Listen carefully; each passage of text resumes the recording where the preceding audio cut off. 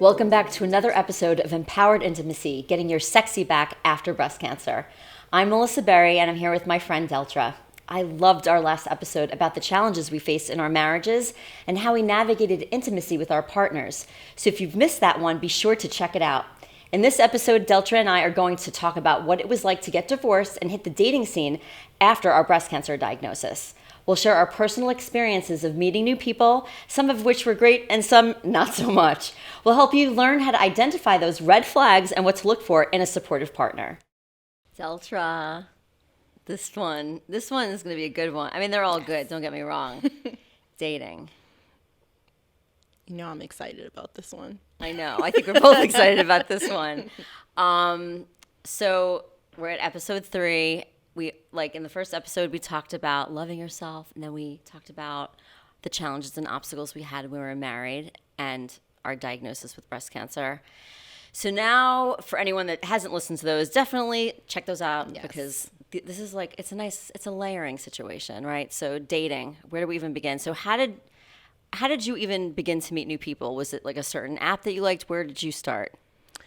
So as much as some people do not like apps, I'm definitely down with the apps, and I'm an introvert. I'm a homebody.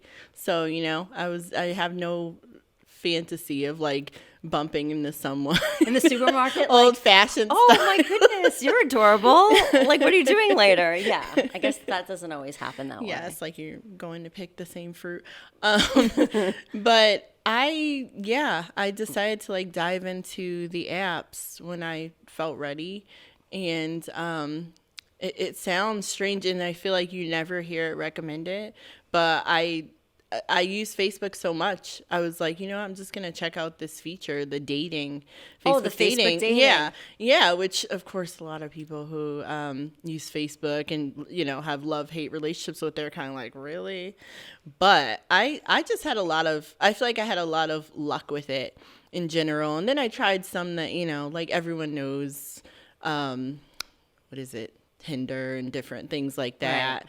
Right. And I'm always like, I can't recommend like one specific one. I have no like amazing story, where some people are like, oh, I did this one that is like, some are very serious, like, oh, I'm looking for marriage type of dating apps. Right. And I knew that wasn't me, but I just put myself out there with the dating apps. And let me ask you something on the dating app note. So Facebook, the thing that kind of freaked me out about that, I'm like, is it gonna like connect me with someone like a friend of a friend? Like a little too close to my contact list, if you will. Like, did that come into your mind, and what kind of people was it connecting you to? So you actually can choose for it to not show people you know. Oh, okay. Yeah. So, if you're like worried about, for me, I was kind of worried about getting judged because I hopped on those things like right after my divorce. Really? So I was like, I don't want everyone to see and know that I'm like on here. Not only after your divorce, really on the heels of your metastatic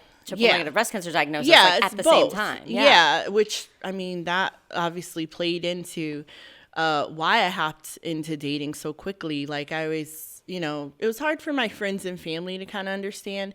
And I get that because like there's a grief process, there's a healing process, but I just felt like this isn't a normal situation. Nobody has a perfect hand guide. I hope that I can kind of be a hand guide to some other people. But I just felt like, what, life is short. And if I was in a different situation, especially health-wise, of course I would have took more time just to myself, Okay. But it was also one of those things where I felt like my marriage had been over a long time, even before it was actually over. So you felt single for a while before you got into the apps. Like there was already kind of a level of detachment.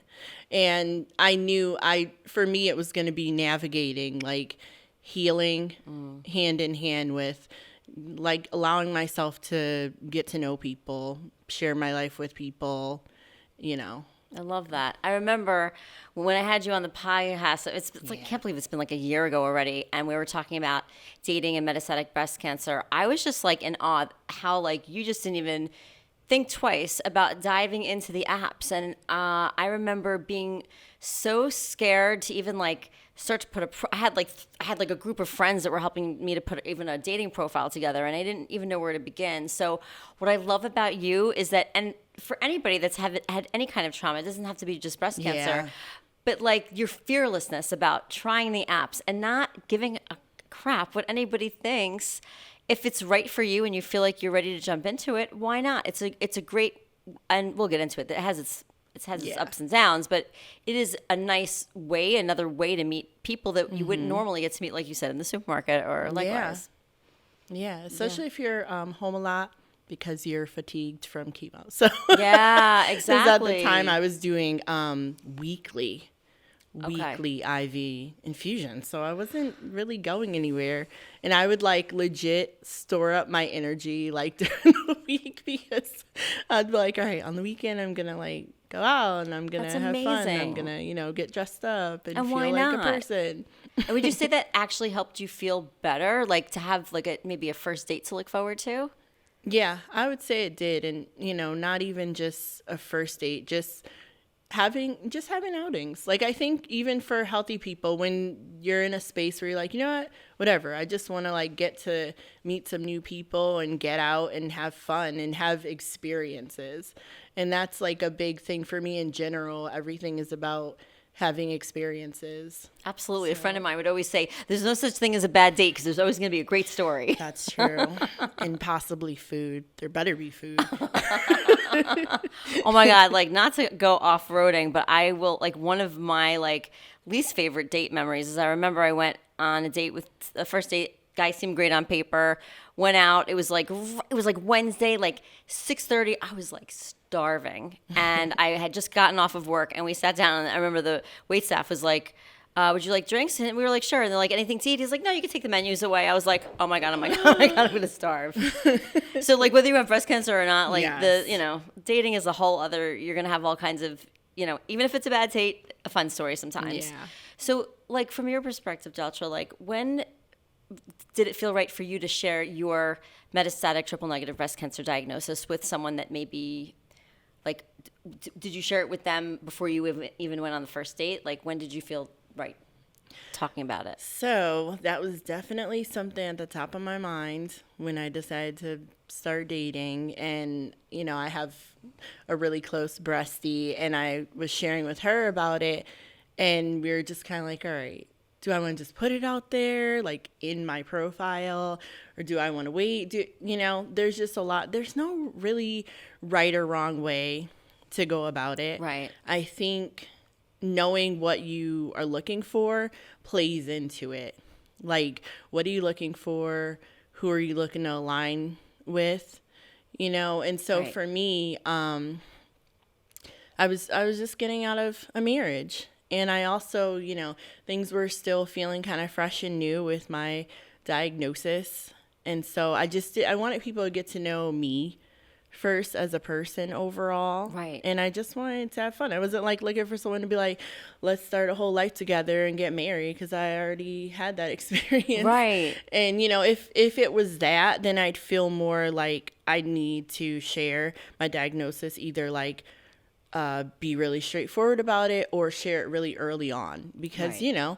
It gives someone a chance to be like, oh yeah, I still want to look into like building a life with you or not. But that's not what I was looking for. Right. So I felt like I don't have to share my diagnosis with someone if I don't want to, Exactly. And I love this perspective because we don't need to wear it on our sleeve. Yeah. We're more than our diagnosis. And yes, it's an important part of it. But you don't have to lead with that. You don't have to step in with that, because you just were looking for connections. And I remember from our podcast conversation, you weren't so much like, I want to find a significant other. You're like, I just want to meet people. Yeah. Like, I just want to get out there. Yeah, and I played around with both. Like, me and my bestie that I shared about, she's actually married, and she told her husband about this, like to get his thoughts as a guy. And then we went ahead and we made me two different, like we played around on different apps and my profiles were different. And, you know, one of them just straightforward, like I said, you know, I live with cancer. Wow. So I wasn't saying like I'm a cancer survivor, because Okay. that's two different things, Sure. you know, like to tell someone like you went through treatment, and to tell someone like you actually live with cancer, Right. and it's, you know, life threatening, life limiting. But I had a profile that, you know, it just threw it right in there with like my hobbies and that I'm newly divorced and stuff. I was like, I live Just with part cancer. of the lineup. Yep. Yeah, and I do advocacy work and stuff, you know. And it, like, both profiles still, you know, got responses. What an awesome experiment for anyone tuning in. Listen, you know, sometimes I was like, did they actually read it? Did they get past the cute pictures? No, that's You really know, a really such a cool experiment. And it just goes to was. show that we put so much weight on the diagnosis and the treatment that at the end of the day, we have to give the other people out there some credit, right? That they're Yeah. looking for someone that they enjoy being with, that they look forward to doing things with, that maybe they want to introduce their family to and go on vacations with, and maybe not necessarily, you know, get married and do it all over again kind of thing. Yeah, maybe they don't want that. Yeah, maybe Yeah. they just want someone to have experiences with. Because one of my profiles actually just said looking for people to do fun fall stuff with. Because I love fall, and I was like, you know what? Let me find some people to hang out with. And I bet you probably and do got a all lot the of fall responses, things. good responses to I that. did. Yep. I was like, listen, only hit me up if you want to do hay rides, drink apple cider. I love stuff it. like that. Go to haunted Right, attractions. it takes like the seriousness Yeah. out of like I'm looking for a lifetime Yeah. partner and I would like to get married. No, Yeah, especially and you if know that's not what? what you wanted. It also made it so that I was like, all right, literally, it's like the meetup group. You know, you ever heard of Yeah. like meetup? It's like Sure. you have an interest in the same things. And some people, we just, you know, hung out and like you said, we had fun dates or whatever. And some people, I was like, all right, this, you know, connection is lasting beyond fall. But even if it didn't, I was in a place like emotionally and mentally where I was fine with that. That's amazing. You know, and I think that was an important piece. I love that. And thank you for sharing this because I think this is such a healthy approach to dating, whether you have a chronic disease or Yeah. not. And I wish I had you. I wish I had known you when I was going through this because I was like, I mean, most of my friends were married. I was just, I didn't even Yeah. know where to begin. Same. So like when you have chronic disease like you do with triple negative metastatic breast cancer, what kind of traits do you look for in a partner? Like once you get past maybe the first couple of dates, like is there a certain filter you have? Like are you looking for like, what are those key things that we can like share with our audience out there that are going through something similar? I think I have the same requirements for like just anyone in my life, that they need to be someone I can feel safe with, be vulnerable. And, you know, I think it's a common experience in our cancer community to feel like I'm a burden, you know, but I'm always telling people, just like I say about marriage, like this is kind of what we collectively as humans sign up for, like doing life. Totally. Like we're going to be there for our friend. Like they're going to have tough experiences. We're supposed to be like a village. We're supposed to live in community, Right. you know? And so I look for the same with a partner and someone that I can have fun with and be myself with. Go on hay rides with. Yes, and definitely go on here. Must love fall. I love that. But well, if you I ever think, maybe yeah. need someone, I love fall. I love the whole like Come the Leaf Peak pumpkins, in the Connecticut. apple cider. It's so great. The sweater It wet. is, sweater right? weather. It's the best. That's why I was like, I want to be outside Yeah. during fall. But I love that. yeah, a big thing for me with my current partner, what he's told me, you know, was a big piece of why we got to the point that we did, which none of us planned on like being serious. Neither of us were looking for that. Really? And I do feel like sometimes, you know, as cliche as it sounds, like, oh, you'll find it when you least expect it, you know. And I'm not saying like don't go into dating with a goal, but it's also fine if you don't, you know. I think it's if you're best if you- secure just like enough, with yeah, and anything you're not else. just like putting No all the pressure on, expectations. like, Right. you know, this has to become serious.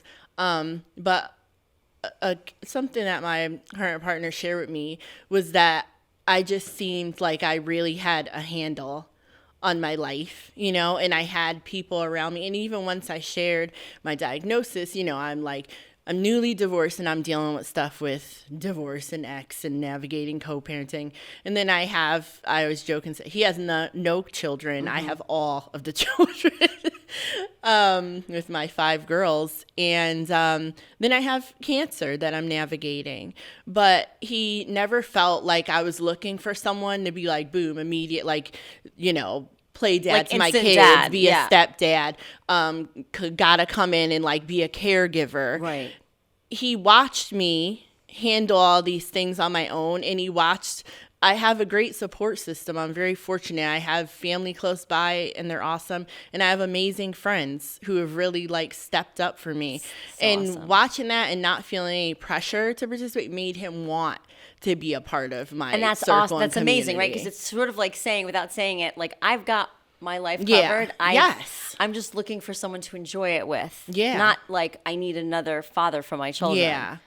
That's Yeah. amazing. And another caregiver and all of that. How, like, what about like planning for the future? I know this is, and I just want to frame this. I know this is a sensitive question, especially for you having chronic disease, metastatic breast cancer, and also those that are tuning in.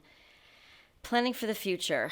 What are some advice that you have around that? Like future, like, oh, what about in 2 years when we go to Europe? Kind of a conversation. Yeah, that was tricky for me at first. Like when I wrote that profile of looking for people to do fun fall things with, I was newly divorced, not too far out from my diagnosis. And I really was like, I'm still that way. When I want to do something, I want to do it now. Like when my friends are like, oh, it'd be a great idea to do that. You know how it goes, adult friendships. And you're like, we should do this or get together. And I'm like, great, when? Like I just want to do things. And that definitely came into play because for a while I felt really uncomfortable. Sometimes I still struggle with that. Like, oh, you want to like have me put out money for like, start planning like a vacation that is like a year or something from now. But I think maybe I get more comfortable as I get further out in my diagnosis. That's just kind of naturally happens. Right. Like, I've known my partner now for 3 years. And at one point, he wanted to like plan to go visit his best friend and stuff in like New Orleans. And it was like the following fall. And I was like, oh my God, I don't know. Be here for another fall, like those are thoughts that like popped in my head, but really for anyone though, Yeah, it's like anyone could try and plan something and and we just can't really know. And it's like it's a hard space to exist in, but it's like, what am I going to do? Just like halt all living? I'd like to give a very special thanks to my sponsors, Daiichi-Sankyo and AstraZeneca, for supporting the Cancer Fashionista Foundation and making the Empowered Intimacy Getting Your Sexy Back After Breast Cancer series possible. By listening to this podcast, you agree not to use the content for medical advice to treat any medical condition in either yourself or others. Please consult your own physician for any medical issues that you may be having. This disclaimer also applies to all of my guests. No. And you want to know something? The way that you're living your life is probably how we should all be living our lives, and easier said than done, because I remember when I was first diagnosed, someone was like, you need to go to this Reiki, like healing. I was like, I didn't believe in any of that stuff. Now I'm all like, ooh, I do love crystals Reiki. and meditation. I love it all now. But then I was like, what is this? Disclaimer, we're not saying this will heal you, but Yes, it is for sure not. At least a great But I good went for to your this mental. person and she was like, I remember I was freaking out because I had to have chemo and everything. And she was like, I want you to do this. I want you to put your feet on the ground. And I want you to remember that today and right now is the only guarantee that any of us have. And I carried that with me because breast cancer diagnosis or not, none of us know what's going to be tomorrow. And I think the way that you live your life is so beautiful and fun and amazing. And I think it's such a great example. And again, easier said than done. Like, of course, if I want to plan a trip to Aruba, I'd love to go next week, but maybe I can't because of work or my kids or whatever. Yes. But like, it is such a beautiful way. It's a different perspective and a different lens to look at things. Because I do that all the time with my friends. Like, oh, let's go to Vegas one day. And I love that you're the friend that's like, okay, when? Let's get our calendar out. I think that's pretty awesome. So, like, just to go back to the dating piece a little bit more, were you ever rejected or judged by someone that it was because of your breast cancer diagnosis? Unfortunately, yes. I've definitely, even if they didn't outright say it, I've definitely felt it, even if it wasn't said. And it was really something that I had to like talk through with my therapist. Like, it's really easy to be like, they're the a-hole if someone didn't want to date it's their you, loss. Right. But realistically, my therapist was, I had to look at my situation. It's like, it is a lot. It's a lot for me. If I could run from the situation, I would. But I have to, live in it and deal with it. I'm very fortunate to have friends and family who, get in it with me. But people who don't already know you, they may miss out, on getting to know me that is way more than cancer. And sometimes like I how feel did you there's know legit reasons. Like, Yeah. One person shared with me that it was just kind of triggering for them because they had lost a family member. And so, like most people know someone who's, unfortunately passed away from cancer. Mm-hmm. I'm not going to judge someone if that feels like way too much for them, Absolutely. Because you never know.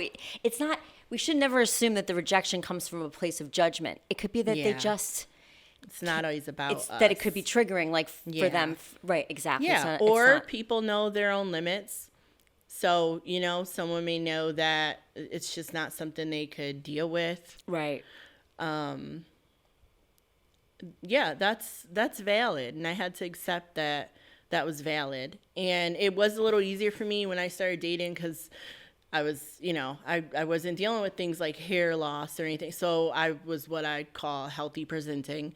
That absolutely is a privilege and makes dating easier. Mm-hmm. And then, like I said, I would just kind of like charge up so I could go and have fun, when I would hang out with the people I was dating. Right. So I could try and keep up and seem as, normal as possible. But I'm only human. So, of course, there were times like my current partner, when I finally told him about my diagnosis, he was like, it's actually kind of a relief because he was like, I was starting to think you don't like me because you cancel so much. Oh my gosh. Isn't that something else? Wow. Yeah, he was like, that explains a lot because there were plenty of times like I'd really push myself sometimes, but there were just times where I was like, no, I'm too fatigued or I'm too nauseous. And I just would have to be like, I just can't hang on, Right. I maybe wouldn't want to give the reasons why. Yeah. But, yeah, sharing definitely has its benefits, which is someone being able to understand you more. And as far as things like planning for future, forever, we all like to go into relationships, thinking about like a whole future with someone. But part of the reason that my current relationship really works is, well, one, both of us kind of just fell into it. Like neither of us was looking for like a really serious or a life partner or something. But we're both really chill and like, let's see what happens kind of people. We're not attached to like what I call the illusion of forever because it's not a real thing for literally anyone. You're right. Like we've discussed before, when you sign up for marriage, you're all giddy and you're like, I do. And you kind of just ignore the for better or worse, rich or poor. But then you get in those situations and you feel like, this isn't why. And it is what you signed up for. Right, because life has a lot of different ways and waves and a lot of different cycles it brings with it. I know plenty of people who got married really young and then, boom, hit with cancer diagnosis, just real life things. And I could be here 10 years from now. And, he could have missed out on, 10 years with me. And that could be better than nothing to some people. Absolutely. When you have the right connection. It's like relationships can be for just a season and still have a lot of meaning. And I think it's important when you start dating, especially with NBC, to find people who get that too. Absolutely. Thank you for sharing like all of that. You answered, I feel like, so many questions that I know I would have if I had NBC and like, the whole like, when do you share, and you have to give the other person the benefit of the doubt because we're all walking around with something, right? That's the other piece of it. Yeah, absolutely. I know, like, for me, like, dating was not something I expected to be doing when I was, about to turn 50. And I remember it was really hard having had, like, breast reconstruction and breast cancer. And then also, like, if you Google my name, Yes. I am, obviously a breast cancer advocate. So it certainly never was something I wanted to hide, but it's the kind of, in my case, I kind of felt like I should disclose it because I didn't want it to look like I was hiding something. Yeah. But, most of the time, the men that I dated actually were like, I'm so proud of you. Like, they really were very supportive. I can't say that I had any really negative reaction or someone that really, really shied away from the whole thing. And I was really scared also about, like, the first physical interaction. And I remember the first guy that I actually was, intimate with after my ex-husband. It was nothing like what I thought it was going to be. I was freaked out. I was so scared because, being single and then breast reconstruction. New body, new person. Exactly. Totally new person. And he was like, Melissa, like, I've been with so many women that have scars and implants and, like, because the truth is 1 out of every 8 women are diagnosed with breast cancer. So, again, I feel like we need to give our new partners, potential partners, like the benefit of the doubt and not to automatically think that we're damaged goods, that something's wrong with us. And anyone that's listening, you're not. Like, you're beautiful. Damn it. Absolutely. Yeah. Look at you. And so much more than our bodies, too. Absolutely. But again, bodies go through life and get the scars to show for it. So absolutely. I think most people can be pretty accepting. I think so. And, like, I kind of did a little bit of, like, I had some people that, some of my friends set me up, and I had, like, there was one relationship I had that was really nice because we were set up. And, did your friends, like, let them know, kind of give them a heads up? You didn't have to share your diagnosis? No, she kind of shared it with him. And, like, so that was kind of nice, like, out of the gate. And then I did the dating apps, the wild world. And, like, it's so crazy. Like, we probably do a whole episode on just, like, the apps. But, like, I felt like, for me, I liked Hinge. Were you on Hinge at all? I did not try Hinge. Okay. But it's the app you're supposed to delete, right?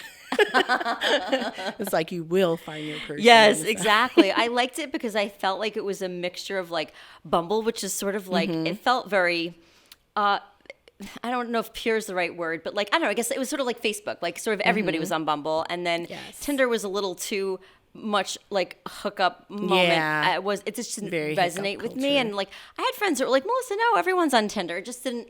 And I think it's like, it's just what resonates with you. Yes.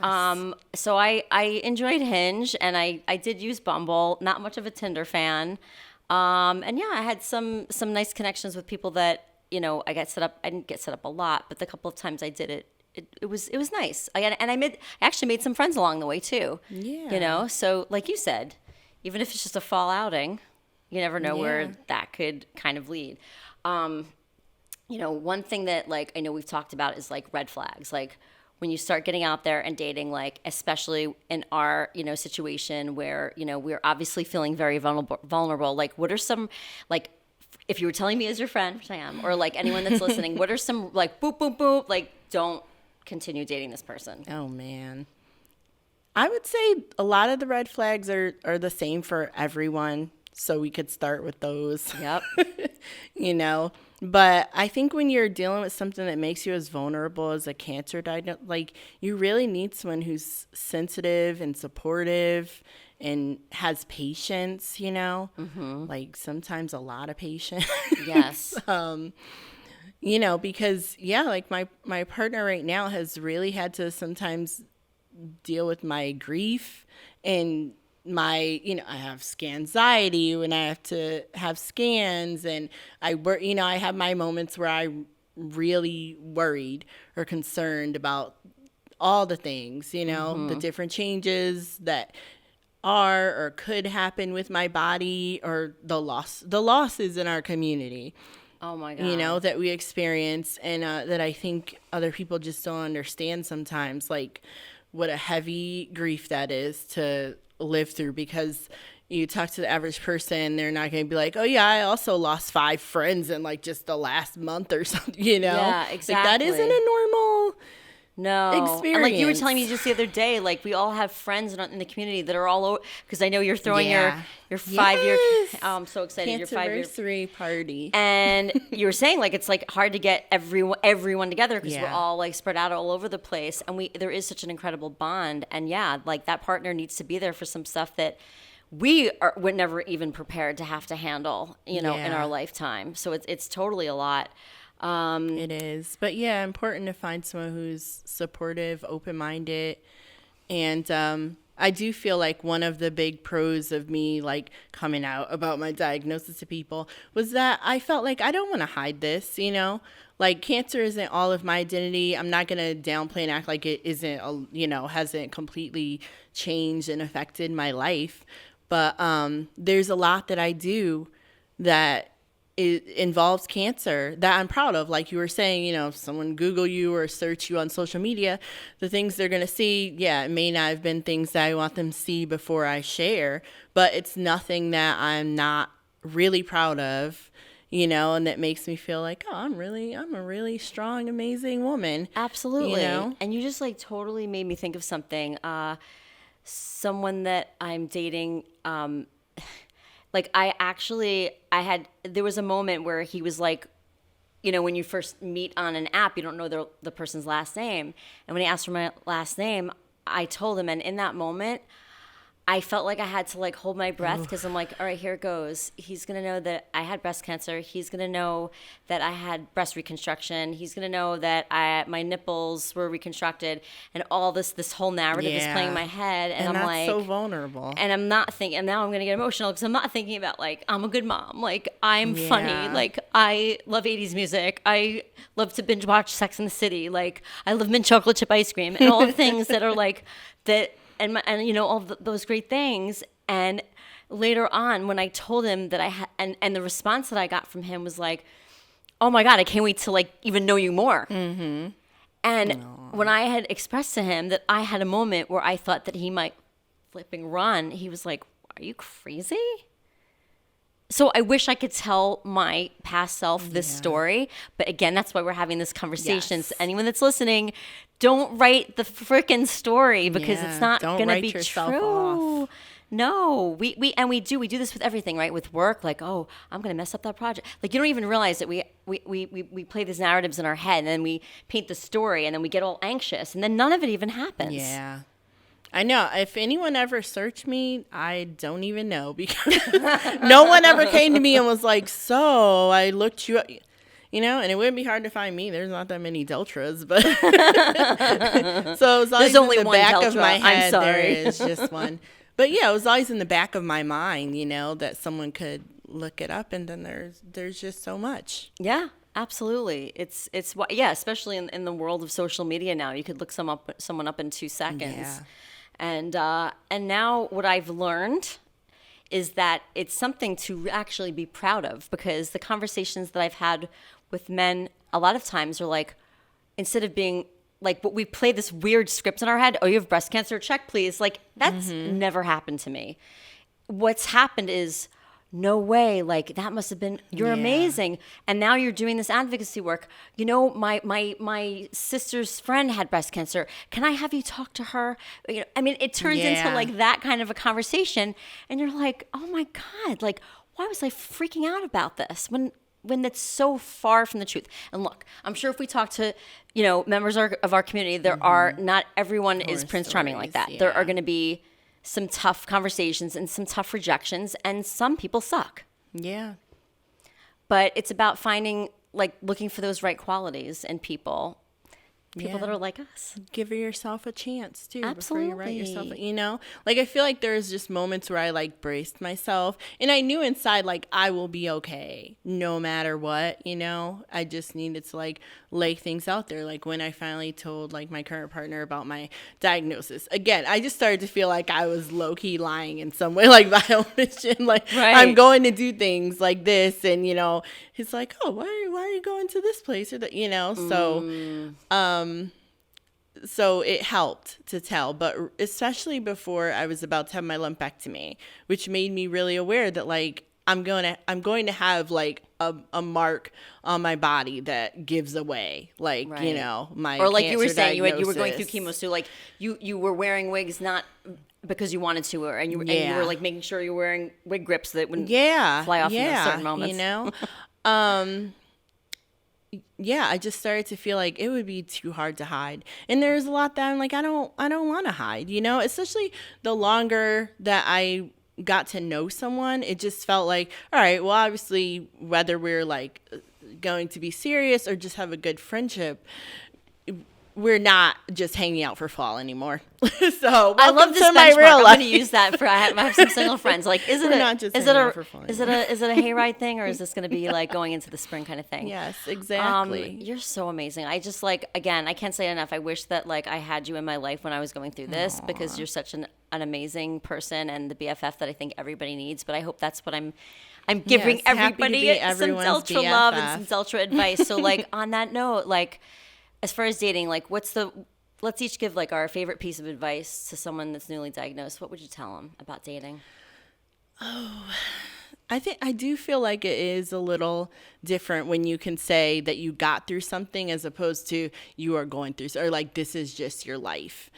You know, and that isn't all like to downplay Right. like being an early stager. It just is different. But I would definitely say what we've been saying, like don't write yourself off. Yep. Give other people the opportunity to decide if they can, you know, handle something or not. And I still have to revisit this all the time. Shout out to my therapist for dealing with me. Shout out to my therapist too. I would be sitting here, oh my God. I'm always telling people they're not a burden. Then I act like I am one. You know, I'm like, this is too much for someone. They don't deserve it. And she's like, other people get to tell you if something is too much for them. Exactly. You know, or if exactly. they are happy, you know, and involved, then let them be in your life. Like everyone gets their free will and choice, especially once all cards are on the table and they know what they're dealing with. So I would say don't write yourself off, and also to let go of what I said, the illusion of forever. Yes. You know, especially for those of us with NBC, and they start to feel like, oh, I can never have a relationship now. Or I'll tell you, like, I know a lot of people that it keeps them very stuck in relationships because they feel like, well, you know, I don't want to start over. I don't want to share a move new anything body around with right a now. new person. I don't want, you know, to try and find someone new who will help me, you know, take care of myself when I need to. You have to let go of that. Like, you still have so much worth and value, and relationships can be so meaningful, even if they're not forever. Exactly. And I think, like you said, to wrap it up, like, it's not about that fairy tale that we grew up with the princesses and, you know, happily ever after. It's not always the case. And it could be more of a day-to-day thing, a season-to-season thing. And I would say for anyone that's newly diagnosed and is like, I don't know, like about dating, like if you're not ready, it's okay. Yeah. Like take your time. But when you are ready, lean into some of your single friends. They don't have to be single friends with breast cancer, and have them look at your, you know, have fun, like grab a glass of wine or not, or like, you know, just go and like sit together and come up with a profile. And like you said, maybe do an experiment. Yeah. Do one that totally puts the breast cancer situation out there and one that totally doesn't, and see what feels good to you. I think that's really what it comes down to. But I loved talking about dating with you. I could talk about this all day, but I could already see in the corner of my eye. Everyone was like, wrap it up. But for everyone that's tuning in, if you missed the previous episodes, check them out, get caught up, and like we're just going to keep going with this thing. I love you, Deltra, and you're amazing. Thanks for all of your great advice. I love you too. Thank you for listening to this episode of Empowered Intimacy, Getting Your Sexy Back After Breast Cancer. If you enjoyed it, be sure to check out the rest of our episodes in this series. In the meantime, let's stay in touch. Be sure to follow me on Facebook and Instagram at Cancer Fashionista. And remember, cancer can take many things away from you, but it can't take away the essence that makes you the beautiful woman that you are.